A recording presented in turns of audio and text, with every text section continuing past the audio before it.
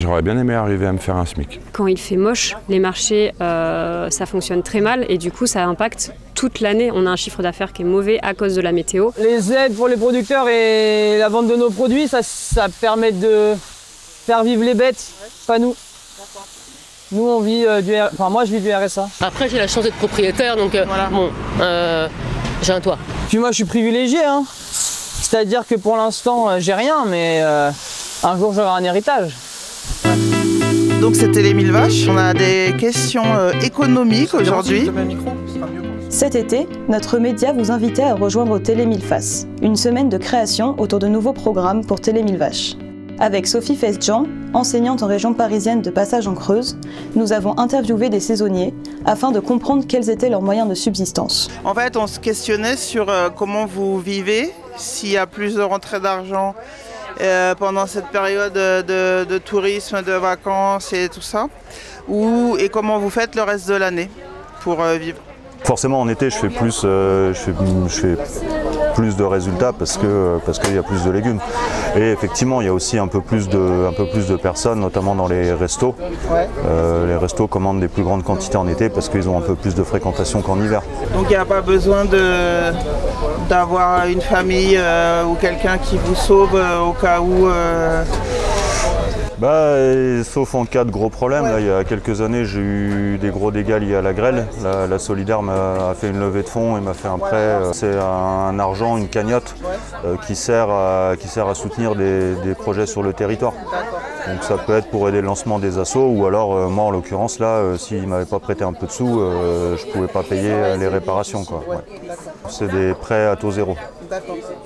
Mais bon, après c'est pas gênant parce que ça permet de. C'est un prêt à taux zéro, c'est intéressant. C'est plus intéressant qu'à la banque et puis ça permet que l'argent y revienne pour servir après d'autres projets sur le territoire. Et du coup, nous on est éleveurs et éleveuses. Donc on a différents animaux, on a des vaches, des chèvres et des moutons. Les marchés, ça fait un petit supplément parce qu'on vend la viande en sandwich. J'ai touché mon RSA là en juin. 6 mois, pendant 6 mois avant, j'avais 0 argent qui rentrait. Le temps de faire le dossier et tout ça? Le temps qu'il traite. Oui, ouais. La Limousine, c'est une librairie associative, donc moi je suis salarié de cet asso. Je suis payé toute l'année de fait, mais c'est exceptionnel pour nous de réussir à avoir un salarié. On a eu une aide qui nous a permis ça, mais ça ne durera pas éternellement, donc c'est un passage.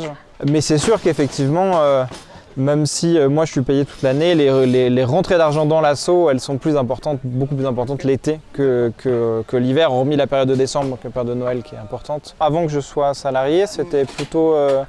c'était pas une précarité subie parce que c'était pas quelque chose qui était douloureux à vivre, mais c'était une précarité et j'avais pas forcément de filet de secours possible. Donc en l'occurrence, du coup, là, la vie, elle passe par du boulot à droite à gauche, du troc, du boulot au black, des différentes manières de subsistance droite à gauche, quoi.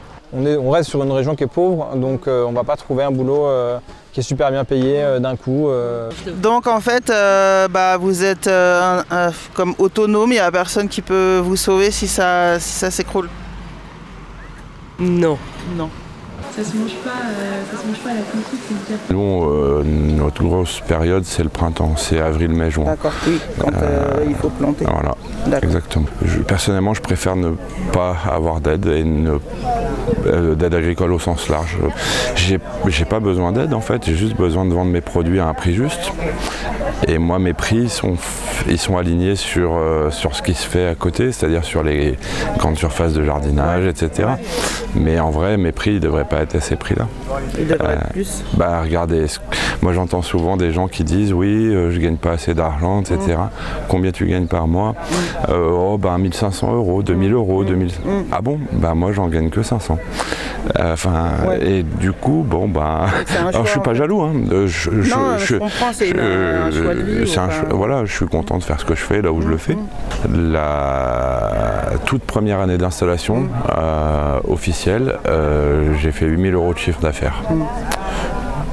Donc, c'est pas beaucoup. Donc, l'hiver, on peut faire quoi? Moi, je partais carrément en ville. Et puis, j'essaie de trouver n'importe quoi, même des trucs pas très intéressants, mais alimentaire quoi. Alimentaire, n'importe quoi en intérim de préférence, et la poste, des supermarchés. Oui, donc la précarité au début, elle était bien plus présente qu'aujourd'hui, même si voilà. Donc c'est mieux. Oui, c'est mieux, ça s'est amélioré. C'est sûr. Ça qui compte. Est-ce que vous avez une famille ou quelqu'un au cas où ça capote complètement pour se réfugier?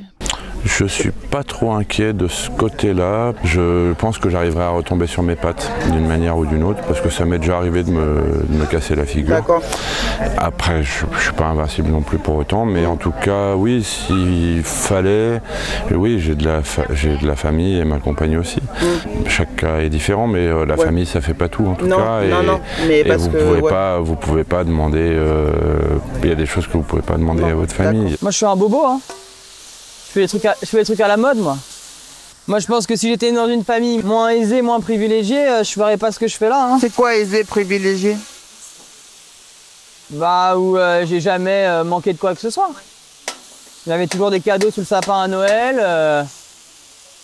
L'argent, ça a jamais été des vacances. Un stress. Ouais, j'allais en vacances chez mes grands-parents. S'il fallait payer, même quand j'étais petit, ça m'arrivait même de prendre l'avion. Waouh. Donc j'estime que c'est pas que tout le monde fait pas ça dans sa vie. Non, c'est clair. Donc je sais d'où je pars. Ouais. Et donc peut-être